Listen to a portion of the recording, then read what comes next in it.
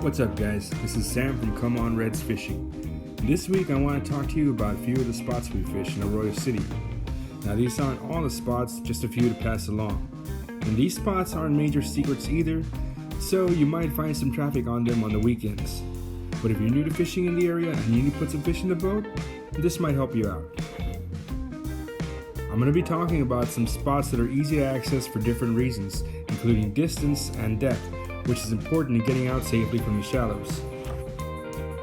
Our home point will be the park boat ramp, and we're going to start from the furthest spot first. The first spot we're going to talk about is the Saucer. This is located between Port Mansfield and Arroyo City, about 8 miles from north of the Y, and the Saucer provides a deep hole with greener waters surrounded by miles of shallow grass flats. The grass flats north of Green Island all the way to south of Mansfield on the east side provide great drifting area for redfish. This one might be overslot.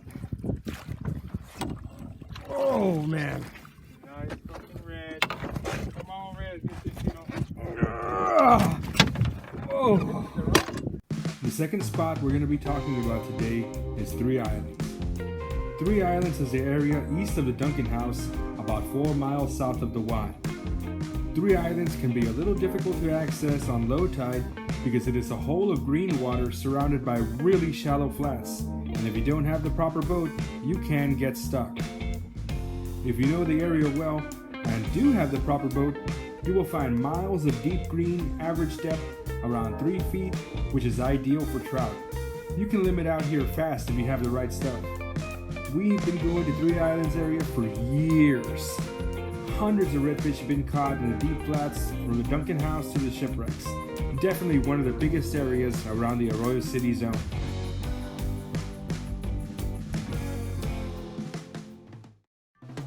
Our next spot we're going to talk about today is Rattlesnake Bay. Rattlesnake Bay is a huge lagoon just outside of the Y on the south bank. Rattlesnake is like a giant bowl with the island surrounding and the deepest part at its center, which is only about 6 feet at its highest height. The shores of the islands along its west side are covered in mangrove bushes and clear water. On a hot, calm morning, this place can look like Florida and Texas. Within super close vicinity of the park, it's a great place to hit up if you're just doing a short trip. All right. Bird Island is directly east of the Y and literally the first thing you see. It's extremely shallow if you get too close on the south side of it, but there's a deep channel that runs right behind it.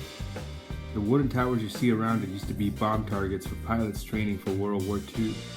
On a high tide, and with a south-southeast wind, the drift behind Bird Island can be fire.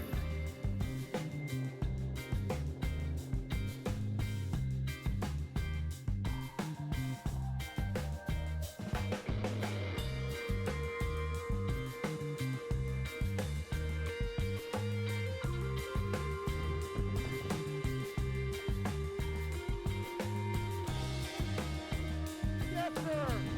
That is going to be a good one all day long. The last part we're going to talk about is the Arroyo itself, from the park boat ramp to the Y. The Y is what I call the Arroyo City jetties. It's the mouth of the river and the gateway to the bay. The depth is dredged for commercial barge traffic, and if you catch the right tide, it's a sure place to hook a monster. Bull reds and monster black drum are legendary at the Y. Cast to the deep for big drum, cast to the banks for slot reds. In cold weather, the channel is great for trout, and of course under the lights at night at the pier.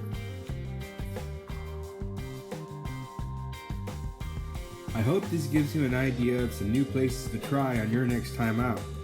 Again, this isn't a list of super secret spots, so you might see a couple boats on a weekend. But if you're not having luck, maybe these spots can help you out. We wish you luck in the water, and until next time, I'm Sam, and come on Reds.